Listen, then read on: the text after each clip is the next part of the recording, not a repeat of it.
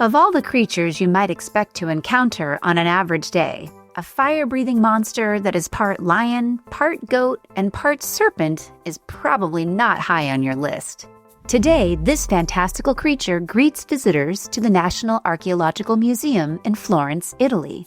We are looking at the Chimera, a legendary monster of ancient Greek mythology that was cast in large-scale bronze around 400 BCE. With its haunches raised, muscles straining, and lion's mouth snarling, this ferocious creature is poised for combat. It is dangerous and injured, with visible wounds spurting blood. What is this magnificent beast? What is the Chimera? The story of the Chimera was first told in Greek epic poetry of the 700s BCE. This terrifying monster was described as a hybrid beast made from several animals fused together. As we see in this sculpture, it usually had the body and head of a lion, a second goat's head rising from its back, and a serpent for a tail. The creature was said to breathe fire and terrorize the countryside of Lycia in Asia Minor. The Chimera was finally destroyed by Bellerophon, a heroic warrior from Corinth, sent on a seemingly impossible mission to kill the beast. Riding upon his winged horse Pegasus, Bellerophon slaughtered the vicious creature, putting an end to its savagery. This sculpture is a precious example of metalwork made by the Etruscans, a thriving civilization that flourished in what is now central Italy from roughly the 7th through the 3rd century BCE. The large-scale and intensely energetic work is technically impressive, a testament to the casting skills of Etruscan artisans.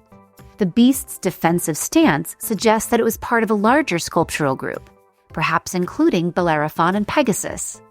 The battle between Bellerophon and the Chimera was popular in the art of ancient Italy and reminds us of the diffusion of Greek culture throughout the Mediterranean world. This is the only large-scale sculpture related to this battle scene to survive.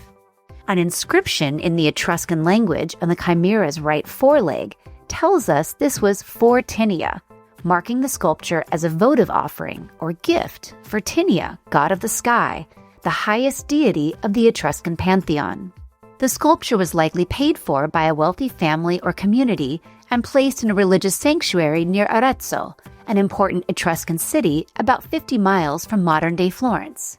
Discovered there by workers building fortifications outside the city wall in 1553, the Chimera of Arezzo was quickly claimed by Duke Cosimo I de' Medici, the ruler of Florence, who was eager to construct ties between his own reign and the glorious Etruscan past. Cosimo, an avid collector, proudly displayed the Chimera as a symbol of Tuscany's ancient heritage, constructing himself as the new protector of this legacy. Like Bellerophon, Cosimo would tame any terrifying enemies that threatened his realm.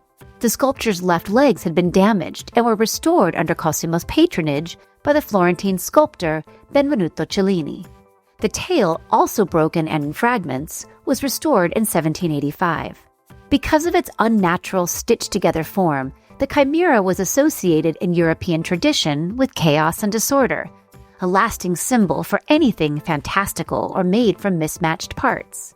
The word chimera today can also mean an impossible hybrid fantasy or illusion. The Chimera of Arezzo is both beautiful and terrifying, a mythical monster brought to life through art.